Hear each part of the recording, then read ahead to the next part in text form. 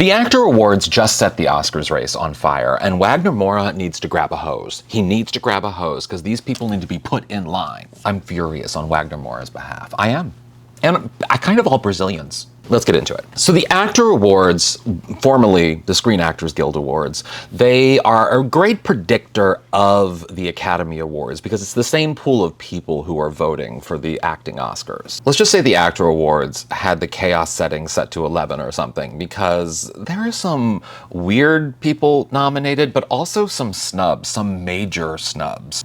Let's go over the obvious ones. One battle after another just led all nominations for the Actor Awards. Leonardo was nominated, Jason Finty was nominated, Sean Penn, Benicio del Toro, Tiana Taylor, the cast, it just picked up every nomination it could. And as expected, it's gonna lead at the Oscars too. Everyone knows that's gonna happen. Sinners also had a great showing at the Actor Award nominations, which I loved to see. Because there was some question there going in, because some of the cast hadn't been nominated for Golden Globes, and I was a little worried that it was losing steam, but it doesn't seem like it is, which is making me very happy. But Michael B. Jordan picked up a nomination, Mile Catton picked up a nomination, but my favorite nomination out of Sinners is Wunmi Mosaku, who is nominated for Best Supporting Actress. If she doesn't get an Academy Award nomination for Sinners, I'm going to be furious. Furious! Marty Supreme both had expected nominations, but also some surprise nominations and a snub. So of course Timothée Chalamet got nominated. But in a surprise, Odessa A'zion, she's the daughter of Pamela Adlon, so I don't know why her name's not that. But she was nominated for Best Supporting Actress. And the snub is Gwyneth Paltrow. I assumed Gwyneth Paltrow would get the nomination for Best Supporting Actress for Marty Supreme, but she didn't. And the other expected nominees were Jessie Buckley for Hamnet. She's gonna win the Oscar. She deserves the Oscar. She's incredible in Hamnet. And Paul Mescal for Hamnet as well. And then for Begonia, Jesse Plemons and Emma Stone both were nominated. I could definitely see them both being nominated for the Oscar as well. But now let's get into some of the surprises and snubs, shall we? The biggest snub of all, the one that I'm most upset by, the one that I will be screaming about until he's nominated for an Oscar. If he's not nominated for an Oscar, I'm going to be very upset, is Wagner Moura. Wagner Moura for The Secret Agent. He has been picking up awards left and right ever since this film came out. It's an incredible movie.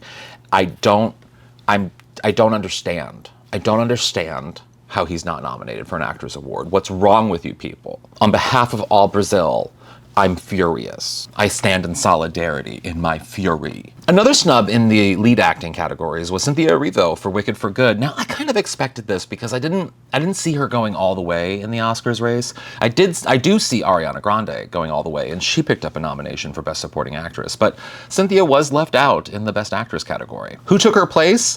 Kate Hudson for Song Sung Blue, most likely. Kate Hudson.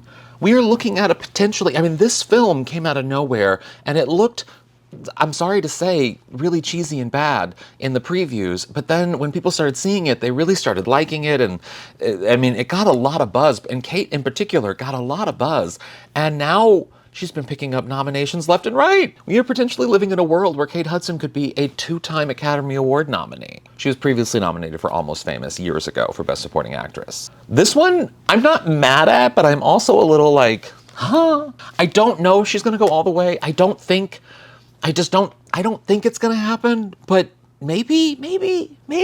Another sort of surprise in the lead categories was Ethan Hawke for Blue Moon. Now, he's been getting a lot of, attention for that, and it's definitely an Oscar-worthy performance, but he hasn't been in all of the awards consideration chatter, so it's kind of like he was losing steam for a little bit, but it seems like he's pulling it out. I'm also pleasantly surprised to see Jacob Elordi in the mix for Frankenstein. That was a great performance, and the film is fantastic. I think it was hurt by not getting a massive theatrical release, because it's on Netflix, and it's just one of those movies you have to see on the big screen. So I was a little worried he wouldn't get the attention he deserves for this film, but he's been picking up awards, and he just won the Critics' Choice Awards, and, he's probably going to be nominated for an Oscar. He'll be the first Euphoria actor to be nominated for an Oscar, which is exciting. I don't think he'll be the last, though. Zendaya, you're gonna get nominated someday. You just are. And the other kind of expected nominee, but also surprising because it's just the type of film that doesn't usually get nominated, is Amy Madigan for Weapons. I think she's on her way to potentially win the Academy Award. I see comparisons between her and Ruth Gordon for Rosemary's Baby. And the comparison there is actually, I think, really fascinating because horror films don't win Oscars films usually. They're not big contenders at the Academy Awards. And even in the 1960s, when Ruth Gordon won for Best Supporting Actress for Rosemary's Baby, horror films did not win Academy Awards even then. But her performance in Rosemary's Baby was it was definitely fantastic and unique and original and different, and it was elevated in a really sort of cinematic way. But also, Ruth Gordon was a Hollywood veteran. You know, she was a former screenwriter. She wrote the great Katharine Hepburn and Spencer Tracy films. Like, she was a Hollywood legend. And so when she did that performance in Rosemary's Baby, it kind of overlapped to sort of the skepticism that the Academy sometimes has with horror films. And then they gave her the Oscar for it. And I think the same can be said about Amy Madigan. You know, she's a Hollywood veteran. She's previously she previously has been nominated for an Academy Award. She is married to Ed Harris. She's been in a lot of movies over the years, but she hasn't really gotten a lot of attention in recent years, even though she's consistently put in great performances throughout her career. And so I could see her kind of getting past that sort of the tension that the Oscars sometimes have with horror films and winning the Academy Award for Best Supporting Actress because of who she is within the landscape of Hollywood. And it's also just a singular performance. It just is different. Is it worthy of the Oscar?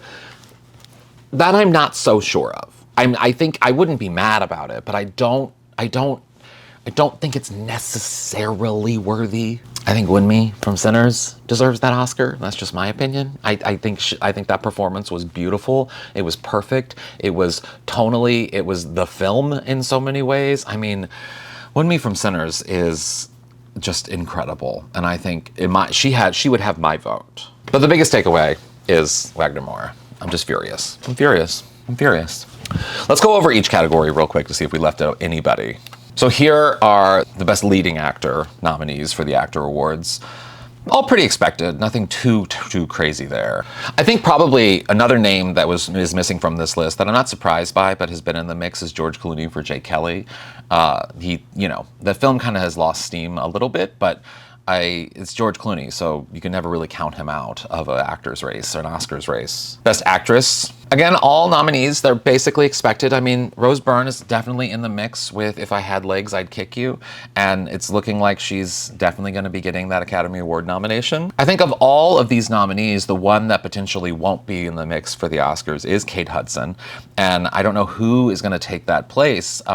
I mean, she could still get the Oscar nomination, but she's the weakest one out of all 5 of these performances. The supporting actor category, they're all pretty expected. You know, the one that is shocking that's not in the mix is the Stellan Skarsgård for Sentimental Value. In fact, Sentimental Value was completely shut out, out of the Actors Award nominations, which is very surprising because it's been picking up a lot of nominations in other award shows. And then for Best Supporting Actress, all pretty much expected nominees. You know, I can see all of these women getting nominated for the Academy Award. The one that isn't in this mix that I wish was in this mix is Glenn Close for Wake Up Dead Man, the Knives Out film. I think her performance is getting overlooked, primarily because it had a limited run in theaters and it just lives on Netflix now. And I feel like people are missing out on that performance. And if it had a longer run in theaters, I think more people would be talking about Glenn Close's performance in Wake Up Dead Man. And I am standing by that. I want Glenn Close to have an Academy Award. She needs Academy Award right now. What do you think of these nominees, and who do you think is going to get the Oscar nominations? Let me know in the comments, and of course you can follow me at @AllenScott on everything, like and subscribe and do all the things you have to do on the internet. And of course I'll be reacting to all the things. You can subscribe to my newsletter, and you know how the internet works. Just go do it. Okay, I'm still furious for Wagner Moura. We're going to get justice for you. You better get an Oscar nomination. They'll be announced on January 22nd, so expect a video coming then too. Okay, bye. Wagner. I need to call Wagner. I don't have his number.